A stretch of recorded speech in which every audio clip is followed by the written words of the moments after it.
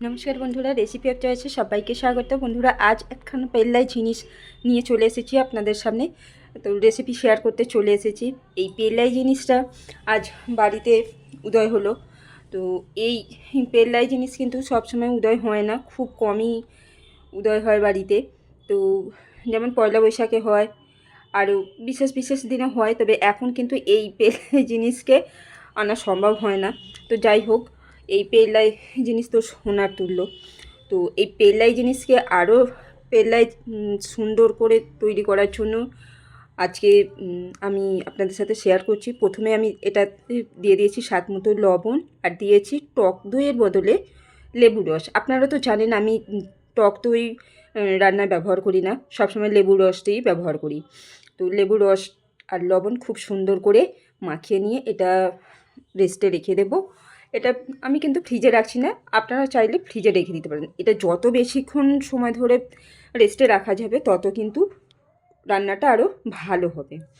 আর অন্যদিকে আমি নিয়ে নিয়েছি কুকার বসিয়ে দিয়েছি। আর এই রান্নাটা আমি আজকে কুকারে করব। আপনাদের যদি তলা ভারী কড়াই থাকে তাহলে কিন্তু তাতে করতে পারেন, ননস্টিক কড়াই কিন্তু একদমই হবে না। আর পেঁয়াজ বাটা, আদা রসুন বাটা পরিমাণ মতো নিয়ে নিয়েছি। এখানে কিন্তু আমি 1 কেজি নিয়েছি, পেল্লাইকে নিয়েছি 1 কেজি। আর আজকের পুরো রান্নাটা কিন্তু তেল দিয়ে করব না, গাওয়া ঘি দিয়ে তৈরি করব। তো পেঁয়াজ বাটা আর আদা রসুন বাটাটা দিয়ে দিয়েছি। তার আগে ফোড়নে দিয়েছি এলাচ, দারচিনি, লবঙ্গ।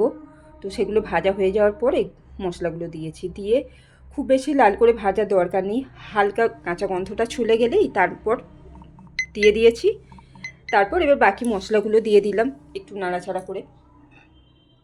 হলুদ গুঁড়ো, লঙ্কা গুঁড়ো, কাশ্মীরি লঙ্কার গুঁড়ো, অল্প একটু জিরে গুঁড়ো, এগুলো দিয়ে খুব সুন্দর করে এটাকে কষিয়ে নিতে হবে। পেল্লাই জিনিসকে খুব সুন্দর করে না রান্না করলে তো আর মুখে ধরবে না। খুব সুন্দর করে, তবে এই আঁচটা কিন্তু মিডিয়ামে রেখে করতে হবে। খুব সুন্দর করে এটাকে কষে নেব। আর আপনারা তো জানেন, বাড়ির বড়রা তো অবশ্যই জানবেন যে পেঁপে ভাতে দিলে যেমন ভাত তাড়াতাড়ি হয়ে যায়। তো সেই হিসেবে আমি এখানে পেঁপেটা দিয়েছি। আপনারা চাইলে অল্প একটু পেঁপে থেঁতো করেও দিতে পারেন, আমি এখানে গোটা গোটা দিয়ে দিয়েছি। গরমে মশলা বাটারা ধৈর্য নেই, গোটা গোটাই দিয়ে দিয়েছি। তো ওগুলোকে দিয়ে এইবার আঁচটা একটু পুরোটা বাড়িয়ে দিয়ে এটাকে একটু ভালো করে কষে নিয়েছি। বেশ ভালো মতো একটু জল বেরিয়ে গেছে। তারপরে আমি এখানে দিয়ে দিয়েছি পোস্ত আর কাজু বাদাম বাটা। এটা দিয়ে খুব ভালো করে এটাকে 2 মিনিট খুব সুন্দর করে মিশিয়ে নেব। আর যে মশলা বাটা জলটা আছে সেই জলটা দেবো, আর একটু জল দেবে। এতে কিন্তু জলের পরিমাণ বেশি লাগে না, খুব কম জল দিয়ে কিন্তু রান্নাটা হয়ে যাবে। খুব সুন্দর কিন্তু একটা রান্না হয়ে যাবে।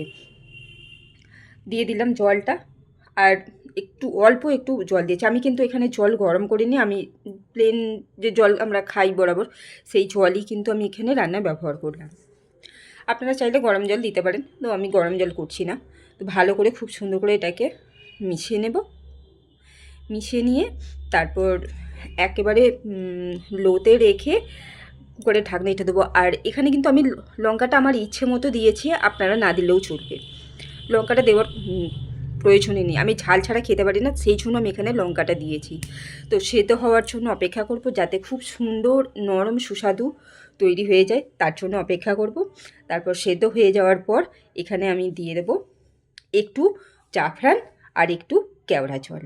এটা দিলে তবেই কিন্তু ভালো টেস্ট হবে, না হলে কিন্তু হবে না, পুরো রান্নাটাই মাটি হয়ে যাবে। তো পুরোপুরি তৈরি হয়ে গেছে। এবার আমি এটা পরিবেশন করলাম, কেমন লাগলো অবশ্যই জানাবেন।